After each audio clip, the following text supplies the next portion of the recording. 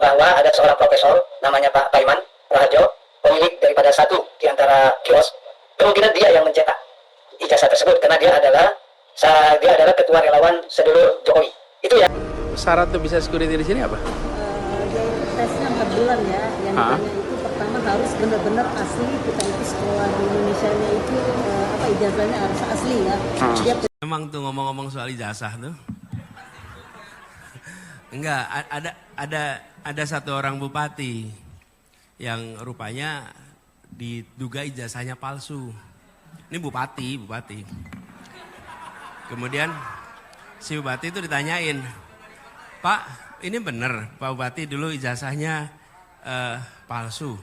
"Ya enggak, setahu saya asli. Waktu dulu beli saya bilang minta yang asli." Jadi jangan sampai belinya yang palsu, kata dia. Saya baru tahu kalau ternyata saya dikasihnya yang palsu, kata dia. Ya. Nah yang kedua, ijazah ini memang barang utama yang kita persoalkan ijazah. Dan ijazah itu sampai hari ini belum punya deskripsi secara hukum. Apakah asli atau sebaliknya palsu. Kenapa demikian? Karena belum ada putusan pengadilan yang menetapkan ijazah ini statusnya apa. Oke, bahwa sudah ada penyelidikan. Penyelidikan itu sedang diprotes melalui proses gelar perkara khusus. Dan sesuai dengan KUHP tidak ada kewenangan penyidik untuk menghentikan penyelidikan. Yang ada penyidikan. Itulah yang kemudian sedang dipersoalkan. Yang kedua, kalau ada keterangan ahli, keterangan itu hanya yang berlaku ketika dihadirkan di persidangan. Termasuk bukti-bukti. Kalau hari ini ada yang ya pamer bukti, diserahkan penyidik, dipinjamkan, habis itu dibawa pulang. Enggak mengikat, karena itu enggak pernah dihadirkan di persidangan. Ya kalau kata Pak Ari kan supaya nggak dianggap prematur lagi Polda nih. Jadi dihadirkan dulu ahli-ahli. Justru itu yang saya bilang tadi, dia ragu sebenarnya. Barang ini meragukan. Harusnya kan fokus dulu, dibuktikan. Ijazah ini asli atau tidak, inkrah asli. Baru orang yang menyatakan ijazah palsu itu dianggap sebagai pencemaran, fitnah. Nah sekarang bagaimana kita mau deskripsikan menyatakan ijazah itu palsu disebut fitnah. Padahal ijazah ini belum pernah dibuktikan oleh putusan pengadilan yang berkekuatan hukum tetap bahwa ijazah itu asli. Oke. Nggak ada gitu loh. Jadi prematur ini, kasus ini barang-barang itu prematur. Coba begini ya. Bagaimana ya buru-buru di Polda diselidiki. Dinyatakan ini fitnah. Tiba-tiba peradilan perdata menyatakan ini ijazah ini bermasalah. Kan artinya apa? Kemajuan Polda itu terburu-buru, prematur. Nah inilah yang saya lihat seperti ada intensi dan atensi dalam kasus ini. Tapi kan diminta cepat salah, diminta lambat juga salah. Nah, karena proses prosedurnya tidak mengikuti urutan dalam proses penyidikan tindak pidana. Begini sederhana saja. Kita dituduh fitnah, harus dibuktikan dulu yang benar seperti apa. Kalau ijazah asli belum dibuktikan putusan pengadilan, kemudian orang ngomong meneliti bahkan ijazah itu palsu dianggap fitnah, dari mana? Pasar Pramuka itu 2015 ditertibkanlah oleh Ahok, karena Ahok gubernur. Tertangkaplah 2 orang pelaku ijazah palsu. Terbakarlah pasar Pramuka itu. Kalau itu nggak dibakar, mungkin terbongkar. Pada tahun-tahun di awal 2012-2010 itu sudah menjadi polisi, mereka tahu betapa banyaknya ijazah-ijazah yang diproduksi oleh pasar Pramuka. Jadi aneh juga kalau sekiranya Baris Krim yang sekarang tidak mengenal pasar Pramuka. Denny memperkenalkan para pelaku yang di pasar Pramuka itu dikenalkan kepada Widodo. Widodo inilah terus memperakasai pertemuan dengan orang-orang di pasar Pramuka. Itu PDI Perjuangan banyak kadernya yang menjadi anggota dewan, yang menjadi bupati, jadi gubernur, ijazahnya palsu. Bang Betor bukanlah orang yang sembarang. Beliau adalah politisi senior PDIP dan juga mantan anggota DPR yang tentunya punya berbagai macam sumber informasi. Oleh karena itu, supaya lebih jelas, kita langsung tanya nih, Bang Betor. Bang Betor, dari mana nih informasinya? Bisa nggak diceritakan dari awalnya? Bagaimana spekulasi ijazah produksi pasar Pramuka nih? Kita tentu berawal dari pernyataan Bambang Tri ya, yang menyatakan bahwa Jokowi tidak punya ijazah. Dari situ ya? Dari situ ditambah dengan pernyataan mantan rektor Pak Sofyan Effendi yang menyatakan tidak ada nama Jokowi di Fakultas Kehutanan UGM. Karena dia mantan rektor. Jadi dia pasti mengecek itu ke bagian staf administrasi. Tidak ada nama itu sepanjang sejarah ini. Yang ada Joko Wahyudi, Joko Haryono, nggak ada yang nama Joko Widodo. Nah dari situ Bambang Tri dan Gus Nur dipenjara karena mereka dianggap mencemarkan nama baik. Mencemarkan nama baik tapi untuk mengungkap bahwa ada kecurangan oleh Jokowi. Waktu itu Jokowi masih jadi presiden. Ya, masih kuat jadi, ya. Kuat. Mereka dipenjara tanpa barang bukti. Jadi ijazah itu tidak pernah ditampilkan di pengadilan. Iya. Nah itu yang menyebabkan Egy Sujana dan kawan-kawan TPUA itu sebagai pembelanya penasaran. Mereka terus kupas tuntas lah apa yang beredar dari kadernya PSI Sandi itu. Mereka kupas itu dari hasil apa yang diedarkan itu dan Sandi menyatakan bahwa itu asli dan diakui oleh Jokowi. Jadi ini kan asli.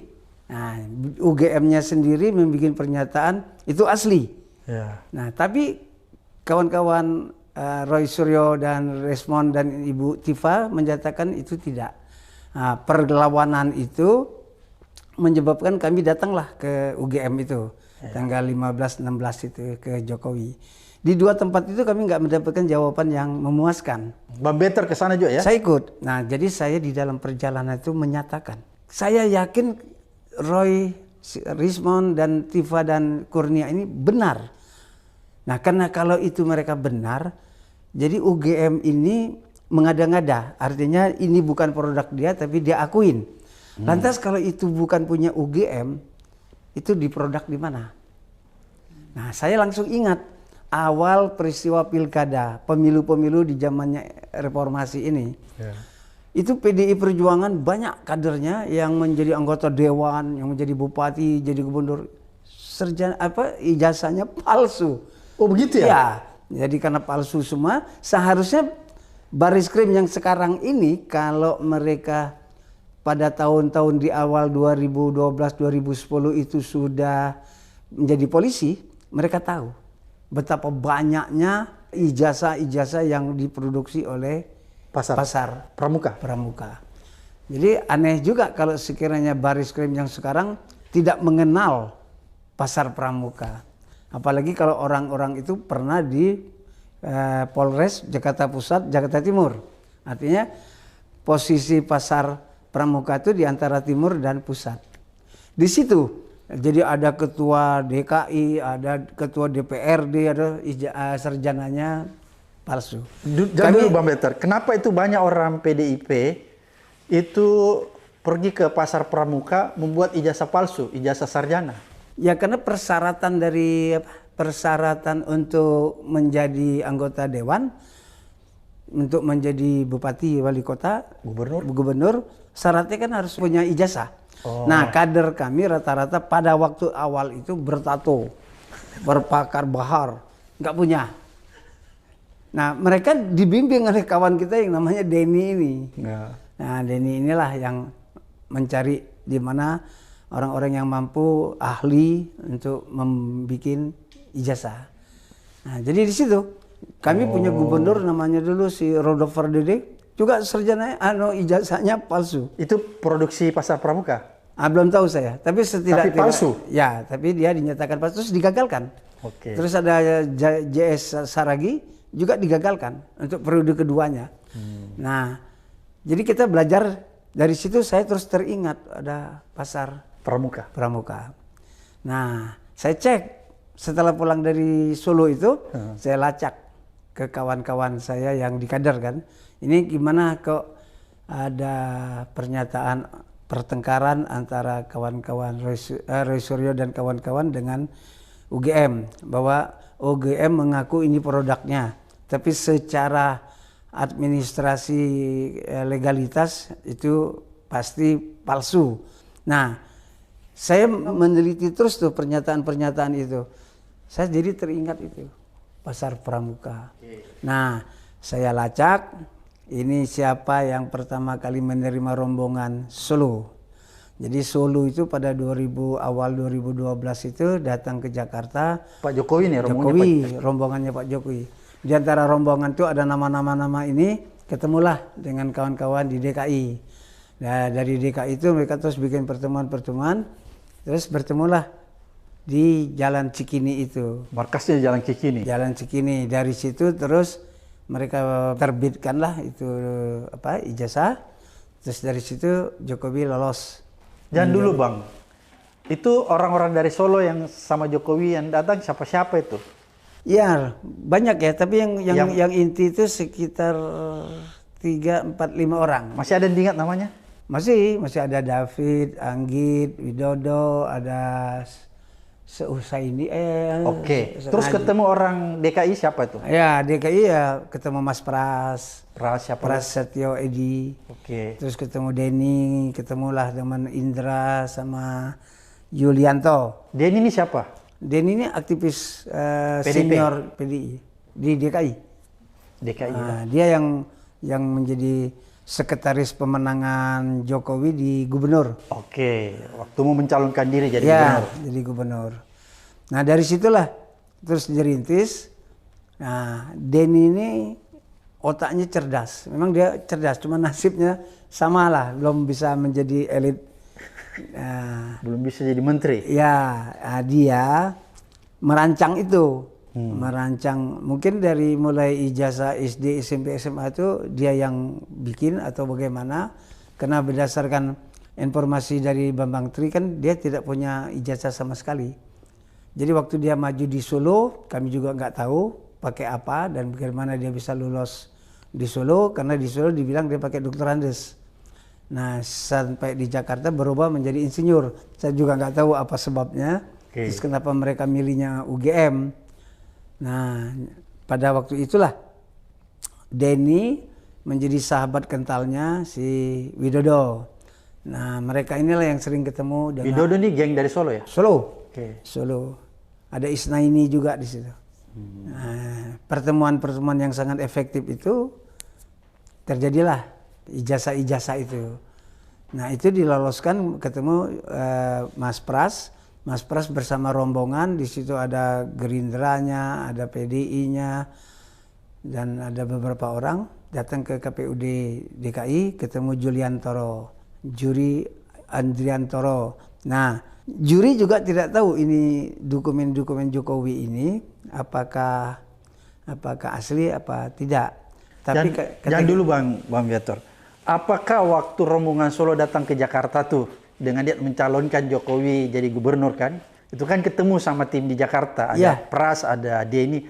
Apakah memang timnya Jokowi itu kasih tahu sama teman-teman di Jakarta, PDIP Jakarta, bahwa Pak Jokowi ini tidak ada ijazahnya? Ya, nggak ada dokumen. Nggak ada oh dia bilang nggak ada dokumen. Nggak ada dokumen nikah, dokumen apa, sampai itu semua dibikinin, termasuk surat keterangan sehat dari rumah sakit, tidak kena narkoba, terus apalagi ya, surat nikah, segala macam itu dibikin. Oh, satu paket? Satu paket.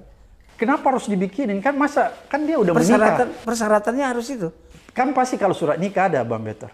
Ya mungkin ya, tapi pada waktu diterima sama tim Jakarta itu memang nggak ada semua. Oh, jadi dibikinin. Jadi dia minta jadi fotonya itu sama semua.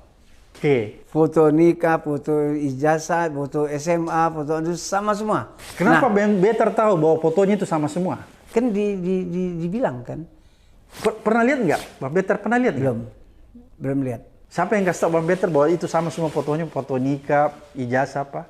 Kan dokumen itu setelah siap. Oke. Pada 2012 kan. Oke. Diserahkan ke Mas Pras. Oke. Mas Pras terus dikasihkan ke KPUD. Oke. Sudah itu Jokowi maju ke presiden. Nah, masuk ke presiden, masuk ke administrasi DPP. Ya. Nah, orang DPP bilang, "Bang, ini fotonya sama semua nih," katanya. Jokowi ini. Siapa yang kasih tahu Bang Betor itu bilang fotonya? Ya, kawan ya. Berarti yang tahu persis ini Mas Pras ya? Pras karena kan waktu mencalonan gubernur kan, jadi awal pembuatan dokumen yang 2012 palsu itu ketika hendak mencalonkan diri jadi gubernur. Oh, gitu. Bukan presiden ya, gubernur ya. Jadi dokumen itu dijadikan lagi dokumennya untuk presiden. Oh, oke. Jadi dokumen yang kita duga palsu, yang menurut Bang Betor dibuat di Pasar Pramuka, itu digunakan untuk mencalonkan Pak Jokowi di gubernur. Kemudian dokumen itu juga digunakan untuk mencalonkan Pak Jokowi di presiden. Di presiden. Oke. Dan menurut Bang Betor, Itu yang memprakarsai, yang datang ke pasar pramuka itu Denny. Jadi gini, Denny memperkenalkan para pelaku yang di pasar pramuka itu Ya. dikenalkan kepada Widodo. Orangnya Pak Jokowi.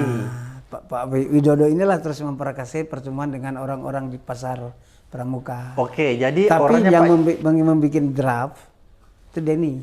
Oke, jangan dulu. Jadi berarti Bang Denny memperkenalkan Ya, orang di pasar pramuka Ya. kepada Widodo, orangnya Pak Ya. Jokowi. Ya. Bilang kalau kamu bikin yang palsu, ini orangnya gitu, Ya. dipertemukan. Ya. Jadi akhirnya yang menindaklanjuti Denny sama Widodo. orang dua itu. Tapi sebelumnya mereka ketemu Jokowi terus. Oke. Karena kan untuk meyakinkan bahwa ini siap Bang Better, dari mana cerita ini Bang Better dapat? dari kader. Saya nggak mungkin kalau nggak dapat dari kader. Iya, iya. Bisa nggak disebut? Nggak bisa ya? Rahasia. Belum belum waktunya. Belum waktunya. Iya. Tapi dari kader PDIP ya? Ya. Berarti pada saat itu pencalonan gubernur Pak Jokowi itu berpasangan dengan Ahok ya? Ahok. Saya kontak Ahok. Oke. Saya bicara sama Ahok. Oke. Ahok bilang, ya saya tahu ada Widodo. Saya serahkan ke kader kami Gerindra waktu itu. Ahok pada saat itu Gerindra ya? Gerindra. Oke. Nah, jadi ada namanya Sarif. Oke. Nah Sarif ini yang megang dokumennya Ahok. Terus yang megang dokumennya Jokowi Pras. Oke. Nah Pras dapatnya dari Widodo. Nah Pras ditanya, tahu nggak ini palsu? Enggak, aku tahunya dari Widodo aja katanya.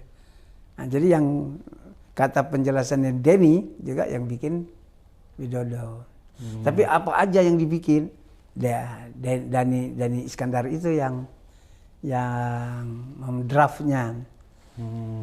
Jadi mereka terus terang datang dari Solo itu minta dibikinkan, karena nggak punya dokumen. Oke, jadi diminta dibikinkan satu paket ya? Iya, kan untuk maju itu harus ada surat polisi, SKCK.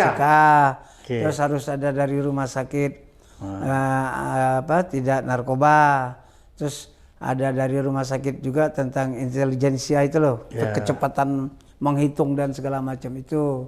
Terus dapat lagi surat dari apa tadi itu. Ada banyak tuh, ada 10 dokumen. Oh semua. Halo teman-teman, berjumpa bersama saya di Politik Dangi. Akhirnya Pak Anies Baswedan buka suara ya, bagaimana ijazah palsu Pak Jokowi ya, yang belakangan ini sangat ramai teman-teman ya, tanpa ada akhirnya. Ya, laporan demi laporan terjadi, dan kali ini Pak Anies Baswedan itu menyindir daripada Pak Jokowi ya tentang ijazah palsu. Dan singkat cerita, Pak Anies ini keluar negeri dan bercerita dengan security di sana, teman-teman. Ternyata itu adalah imigran Indonesia ya, yang bekerja, dan di situ kata imigrannya itu harus pakai jasa asli ya, bukan palsu, teman-teman. Inilah bentuk sindiran halus ya Anies Baswedan terhadap Jokowi. Dan beberapa kali Pak Anies itu ya menyindir tentang ijazah palsu, bagaimana Pak Jokowi yang dianggap memalsukan ijazah ini tampaknya semakin kewalahan ya. Serangan bertubi-tubi teman-teman. Ya, kali ini bagaimana PDI Perjuangan ya, kader PDI ini buka suara ya, katanya jasa Pak Jokowi ini dicetak di daerah atau kampung pramuka, teman-teman. Ini membuat geger kita ya, bagaimana fakta terbaru akhirnya terungkap tentang ijazah Pak Jokowi. Bagaimana menurut kalian?